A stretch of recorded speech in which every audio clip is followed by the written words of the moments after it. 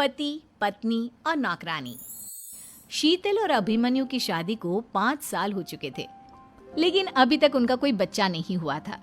इसकी वजह से शीतल और अभिमन्यु परेशान रहते थे, लेकिन उन दोनों से ज्यादा परेशान थी शीतल की सास, यानी अभिमन्यु की माँ जानकी देवी। जानकी देवी चाहती थी कि जल्दी से जल्दी उनकी गोद में पोता या पोती आ जाए, और इसीलिए वो अपनी बहू शीतल को लेकर एक दिन हॉस्पिटल पहुंची। डॉक्टर मैडम, जरा ठीक से चेक करके बताइए ना। कई बड़े बड़े डॉक्टर को दिखाया है, लेकिन मेरी बहू माँ ही नहीं बन पाती। मैंने शीतल को बहुत अच्छे से चेकअप किया है। देखिए, बात यह है कि शीतल के अंदर माँ बनने की कैपेसिटी नहीं है। ये आप क्या कह रही हैं डॉक्टर साहब? कोई तो इलाज होगा ना, कोई दवाई दे दीजिए। देखिए, कुछ प्रॉब्लम ऐसी होती है जिनका कोई ट्रीटमेंट नहीं होता। आई एम सॉरी टू से, लेकिन शीतल कभी माँ नहीं बन सकती, क्योंकि उसके यूट्रस में अंदर से ही कुछ प्रॉब्लम है। घर आने के बाद क्या हुआ माँ? कहाँ लेकर गई थी आप शीतल को? अरे कहाँ लेकर जाती, डॉक्टर मैडम के पास ले गई थी, लेकिन तेरी बीवी तो कभी माँ बन ही नहीं सकती। मम्मी जी, इसमें मेरी क्या गलती? अगर अंदर से कोई प्रॉब्लम है तो उसमें मैं भी कुछ नहीं कर सकती। जानती हूँ, ये बात डॉक्टर के मुंह से सुन चुकी हूँ। अब दोबारा मेरे सामने इस बात का गाना मत गा।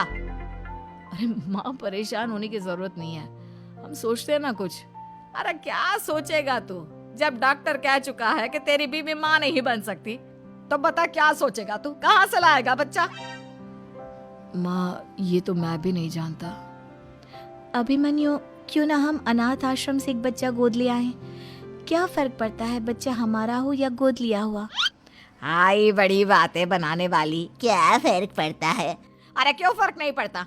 मुझे इस वंश को आगे बढ़ाने के लिए मेरे बेटे का खून चाहिए, किसी दूसरे का नहीं। लेकिन माँ, आप जानती हैं कि ये अब पॉसिबल नहीं है। मैं कुछ नहीं जानती। मैं किसी पराये की औलाद को इस घर में अपना पोता या पोती बन के बढ़ता हुआ नहीं देख सकती। मेरा वंश मेरे बेटे के खून से ही आगे बढ़ेगा। लेकिन मम्मी जी, ऐसा कैसे हो पाएगा? आप अच्छी तरह जानती है ना, मेरा और अभिमन्यु का बच्चा नहीं हो सकता। तो मैं अपने बेटे की दूसरी शादी करवाऊंगी, और अपनी दूसरी बीवी से ये मुझे बच्चा पैदा करके देगा। ये आप क्या कह रही हैं माँ? मैं किसी और से शादी नहीं करने वाला। मेरे रहते हुए आप अभिमन्यु की शादी किसी और से करवाएंगी? मम्मी जी, आप ऐसा कैसे कर सकती हैं? तू बस देखती जा बहू, मैं ऐसा कैसे कर सकती हूँ। कुछ दिनों के बाद, अभिमन्यु, मैंने तेरे लिए लड़की ढूंढ ली है। माँ, मैं आपको कितनी बार समझाऊं, मुझे किसी से शादी नहीं करनी है।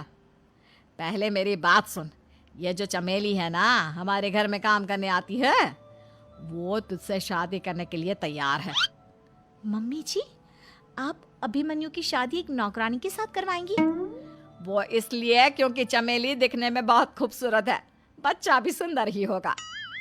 मम्मी जी, लेकिन एक बच्चे के लिए अपने बेटे की शादी नौकरानी के साथ करवाना, क्या ये सही है? अगर अभिमन्यु ने शादी नहीं की ना, तो मैं अपनी जान दे दूंगी। अब देख लो, अगर तुम्हें अपनी माँ की जान प्यारी है तो तुम्हें इस नौकरानी के साथ शादी करनी ही होगी।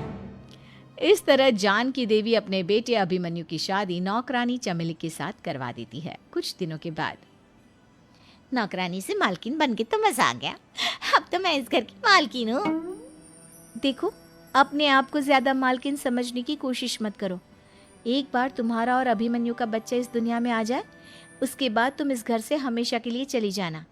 अरे जाओ जाओ, किसी और के आगे बातें बनाना। एक बच्चा तो पैदा नहीं कर सकी, बढ़िया आई।